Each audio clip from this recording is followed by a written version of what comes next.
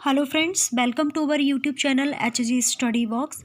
इस वीडियो के माध्यम से आपको केमिस्ट्री के बहुत ही महत्वपूर्ण प्रश्नोत्तर व्याख्या के साथ देखने को मिलेंगे। पूरा वीडियो देखिए और चैनल को सब्सक्राइब भी कर लीजिएगा। ये वीडियो आपके केमिस्ट्री से संबंधित जो एग्ज़ाम होते हैं, या वो GIC लेक्चरर एग्ज़ाम हो, PGT एग्ज़ाम हो, TGT एग्ज़ाम हो, या फिर कोई भी कॉम्पिटिटिव एग्ज़ाम हो जिसमें साइंस का पार्ट पूछा जाता है, उस सभी के लिए वीडियो बहुत ही रिलेवेंट रहने वाला है। तो पूरा वीडियो ज़रूर देखिएगा। पहला क्वेश्चन है, मैग्नीशियम धातु का निष्कर्षण मुख्यतः किस अयस्क से किया जाता है? ए ऑप्शन है मैग्नेसाइट, बी ऑप्शन है डोलोमाइट, सी ऑप्शन है कार्नेलाइट, डी ऑप्शन है केसीटेराइट। तो इसका जो सही आंसर हो जाएगा वो होगा मैग्नेसाइट।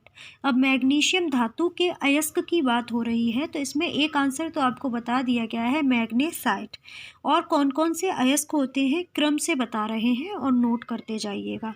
तो पहले नंबर पे जो प्रमुख अयस्क में आता है मैग्नीशियम के, तो वो होता है ब्रूकाइट। और इसका जो फॉर्मूला होता है वो होता है MgOH होल ट्वाइस।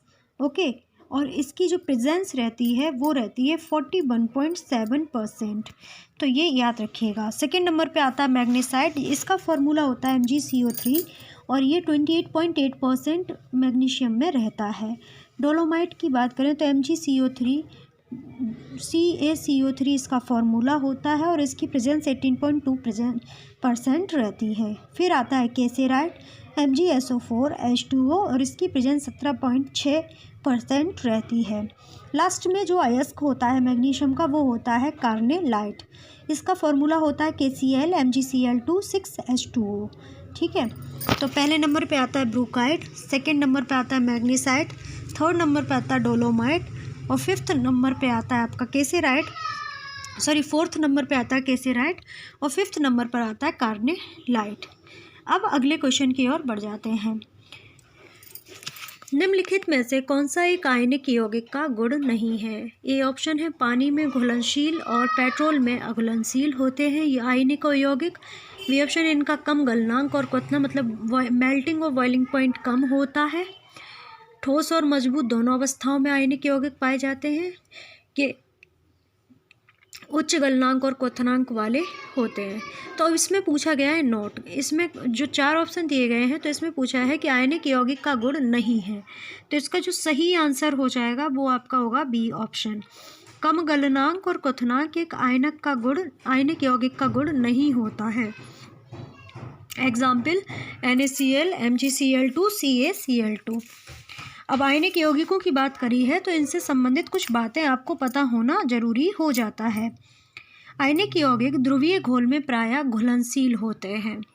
तो अगर पूछ लिया जाए कि आयनिक यौगिक किन में घुलनशील होते हैं, तो ये ध्रुवीय घोल में प्रायः घुलनशील होते हैं। अब ध्रुवीय घोलक क्या होता है ये जानना आपका बहुत ज़रूरी हो जाता है। जिस घोलक का परावैद्युत स्थिरांक उच्च होता है ध्रुवीय घोलक कहलाता है। जिस घोलक का परावैद्युत स्थिरांक उच्च होता है ध्रुवीय घोलक कहलाता है, जैसे जल। अगला क्वेश्चन है, किसी रवा के आयनों को एक दूसरे से अनंत दूरी तक अलग करने के लिए आवश्यक ऊर्जा को जालक ऊर्जा कहते हैं। किसी रवा के आयनों को एक दूसरे से अनंत दूरी तक अलग करने के लिए आवश्यक ऊर्जा को जालक ऊर्जा कहा जाता है। अगला क्वेश्चन है, आयनिक यौगिकों की जलीय घोल विद्युत का सुचालक होता है। आयनिक यौगिक का जो जलीय घोल होता है वो विद्युत का सुचालक होता है। अगला क्वेश्चन है, इसका आयनन की मात्रा प्रायः उच्च होती है। तो इसमें जो आयनन की मात्रा होती है, जो विद्युत का सुचालक आयनिक यौगिक होता है, इसकी आयनन की मात्रा प्रायः उच्च होती है। अगला क्वेश्चन है, बेंजीन में सिग्मा और पाई आवंध की संख्या कितनी होती है? तो बेंजीन में सिग्मा और पाई आवंध की संख्या 12 और 3 होती है। ठीक है, अब इसमें बात कर रहे हैं सिग्मा और पाई बॉन्ड की। तो पहले सिग्मा बॉन्ड और पाई बॉन्ड की डिफिनीशन सुनिएगा। जब दो परमाणविक ऑर्बिटल के पार्श्व अतिव्यापन होता है तो इससे निर्मित बंधन को पाई बॉन्ड कहा जाता है। जब दो परमाणविक ऑर्बिटलों के पार्श्व अतिव्यापन होता है तो इससे निर्मित बंधन को पाई बॉन्ड कहा जाता है। और सिग्मा बॉन्ड की बात करें तो जब दो परमाणुओं के ऑर्बिटल एक दूसरे से एक रैखिक अक्ष पर अतिव्यापन करते हैं तब दोनों परमाणुओं के बीच बने बंधन को सिग्मा बंध कहा जाता है। पाई बंध जो होता है सिग्मा बंध की तुलना में ज़्यादा मजबूत होता है, तो ये याद रखिएगा। अगर इलेक्ट्रॉन बंधुता की बात करी जाए तो इलेक्ट्रॉन बंधुता सबसे अधिक क्लोरीन की होती है और फ्लोरीन की विद्युत ऋणात्मकता सबसे अधिक होती है, तो ये दोनों बातें याद रखिएगा। अगला क्वेश्चन है, निम्न में से कौन सा घोल बिजली का चालक नहीं है? ए ऑप्शन है सोडियम हाइड्रोक्साइड घोल, बी ऑप्शन है ग्लूकोज घोल, सी ऑप्शन है एसिटिक एसिड घोल, डी ऑप्शन है हाइड्रोक्लोरिक घोल। तो इसका जो करेक्ट आंसर हो जाएगा वो हो जाएगा बी ऑप्शन ग्लूकोज घोल। ग्लूकोज घोल बिजली का चालक नहीं है, कार्बनिक यौगिक विद्युत का कुचालक होता है। ग्लूकोज मोनोसैकेराइड है, ग्लूकोज की बात हो रही है यहाँ पर, तो ग्लूकोज जो है मोनोसैकेराइड होता है। ग्लूकोज के 1 ग्राम पूर्ण ऑक्सीकरण से 4.2 किलो कैलोरी ऊर्जा प्राप्त होती है। कभी क्वेश्चन पूछ लिया जाए कि ग्लूकोज के ऑक्सीडेशन से क्या प्राप्त होता है, 1 ग्राम ऑक्सीडेशन से 4.2 किलो कैलोरी ऊर्जा प्राप्त होती है।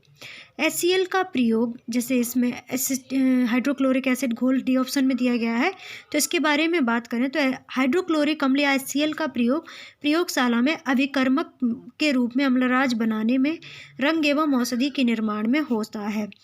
एसिटिक अम्ल दिया गया सी ऑप्शन में, तो इसका फॉर्मूला होता है CH3CeOH। इसका प्रयोग विलायक के रूप में, सिरका निर्माण में, एसीटोन बनाने में, खट्टे खाद्य पदार्थ बनाने आदि में किया जाता है। सोडियम हाइड्रोक्साइड NaOH का प्रयोग प्रतिकारक के रूप में पेट्रोलियम को शुद्ध करने आदि में किया जाता है। अगला क्वेश्चन है, असंतुलित रासायनिक समीकरण को क्या कहा जाता है?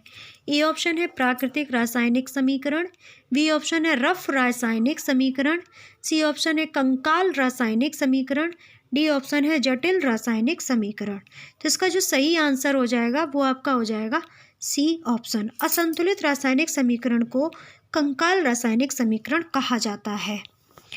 असंतुलित रासायनिक समीकरण को कंकाल रासायनिक समीकरण कहा जाता है।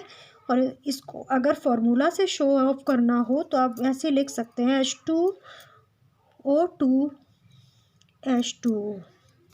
ठीक है। रासायनिक संकेतों एवं अणुसूत्रों की सहायता से किसी वास्तविक रासायनिक अभिक्रिया के संक्षिप्त निरूपण को रासायनिक समीकरण कहते हैं। रासायनिक संकेतों एवं अणुसूत्रों की सहायता से किसी वास्तविक रासायनिक अभिक्रिया के संक्षिप्त निरूपण को रासायनिक समीकरण कहते हैं।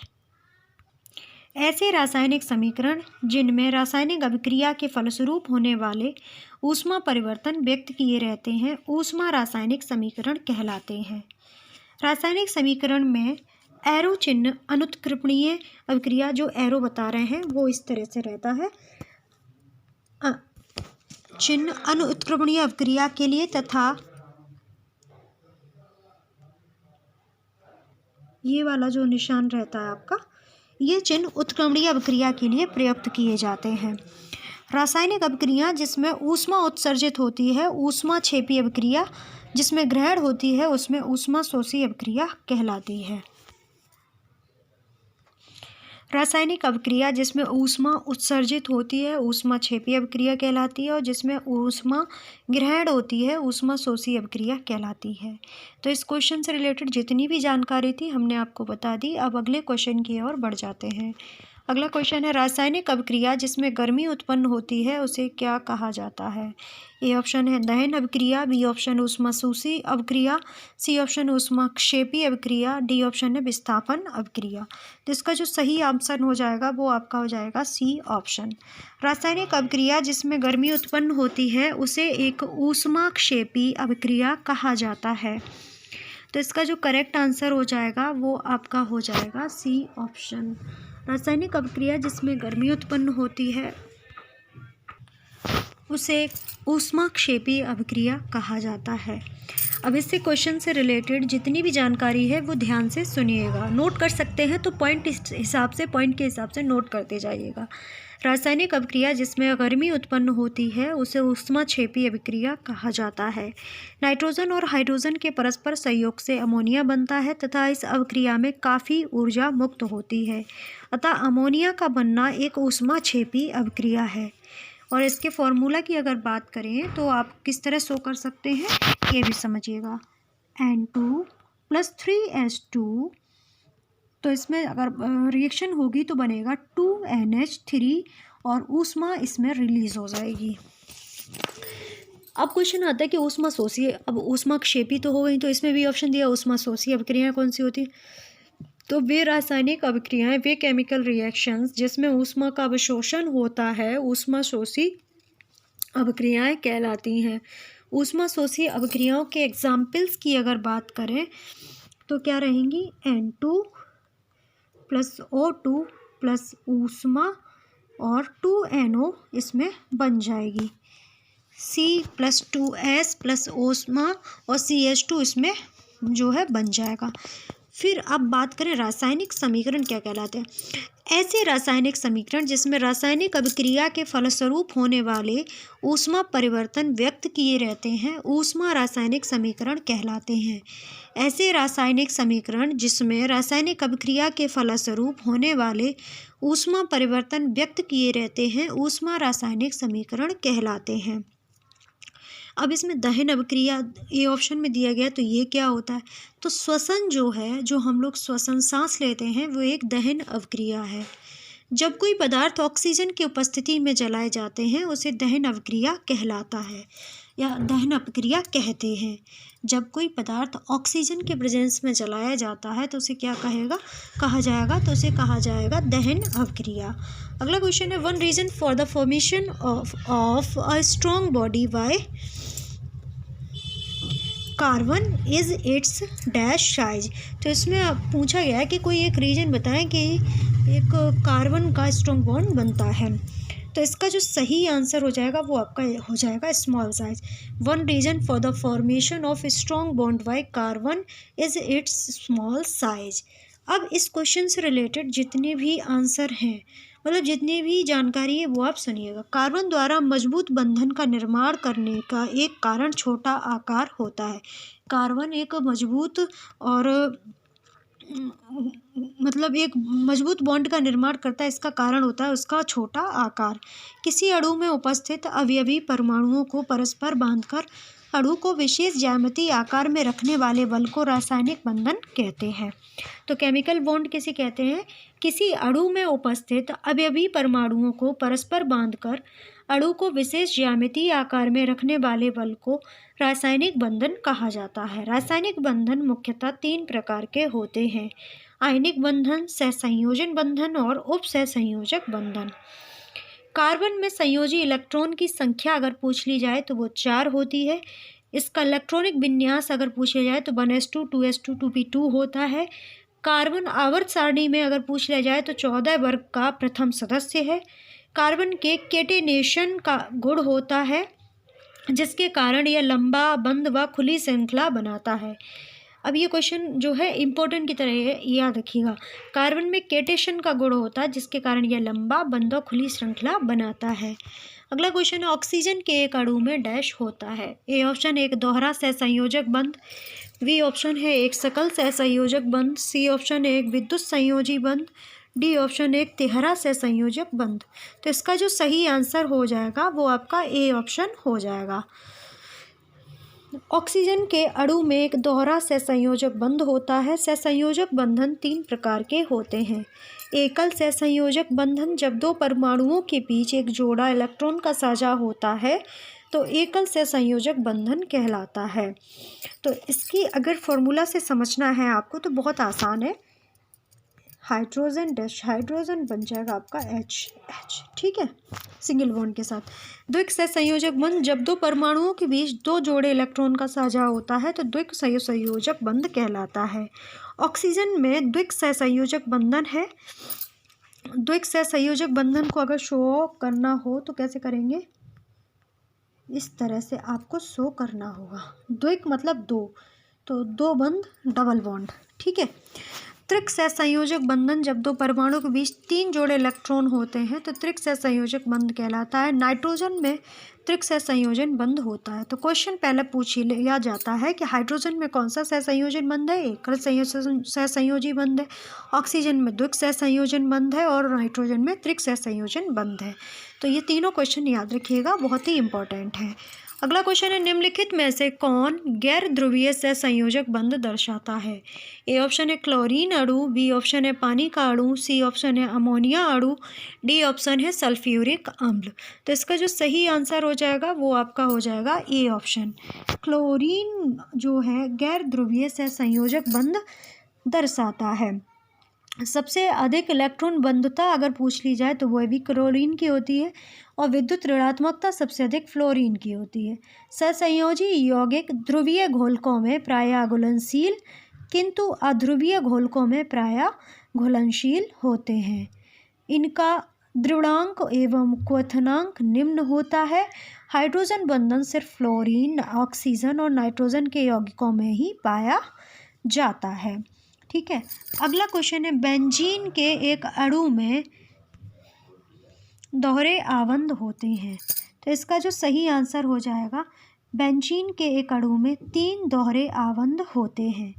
बेंजीन के एक अणु में 3 दोहरे आबंध होते हैं। बेंजीन में 12 सिग्मा बॉन्ड और 3 पाई बॉन्ड होते हैं। बेंजीन एरोमेटिक कार्बनिक यौगिकों का फादर कहलाता है या पिता कहलाता है। यह समचक्रीय बंध श्रृंखला कार्बनिक यौगिक होता है। बेंजीन के बारे में बहुत ही इंपॉर्टेंट क्वेश्चंस हैं जो आपको पता होने जरूरी हैं। जब उदासीन परमाणु एक इलेक्ट्रॉन ग्रहण करता है तो उसके फलस्वरूप उत्पन्न ऊर्जा को इलेक्ट्रॉनिक बंधुता कहते हैं। जब दो परमाणविक ऑर्बिटलों के पार्श्व व्यापन होता है तो इससे निर्मित बंधन को पाई बॉन्ड कहते हैं। जब दो परमाणुओं के ऑर्बिटल एक दूसरे से एक रैखिक अक्ष पर व्यापन करते हैं तब दोनों परमाणुओं के बीच बने बंधन को सिग्मा बॉन्ड कहते हैं। सिग्मा बॉन्ड पाई बॉन्ड की अपेक्षा मजबूत बॉन्ड होता है। H2S में हाइड्रोजन बंधन नहीं है। हाइड्रोजन बंधन एक कमजोर स्थिर वैद्युत आकर्षण बल है जो हाइड्रोजन तथा विद्युत ऋणात्मक तत्व के बीच बनता है। तो ये थे आज के टॉप 10 क्वेश्चंस डिस्क्रिप्शन के साथ। आशा करते हैं आपको ये ऑडियो अच्छा लगा होगा। अभी कुछ बैकग्राउंड में नॉइस आ रही होगी और आवाज़ भी थोड़ी स्लो आती होगी, थोड़ी रिकॉर्डिंग की व्यवस्था अच्छे से नहीं हो पाई है। तो वीडियो अगर अच्छा लगा है ज़रूर बताइए। कुछ ओपिनियन है तो वो भी आप दे सकते हैं, कुछ सजेशन है तो वो कमेंट सेक्शन में आप बता सकते हैं। वीडियो को ज़्यादा से ज़्यादा शेयर कीजिएगा और चैनल को सब्सक्राइब भी कर लीजिएगा। आप सभी का बहुत बहुत धन्यवाद वीडियो वॉच करने के लिए। आप सभी का दिन शुभ हो।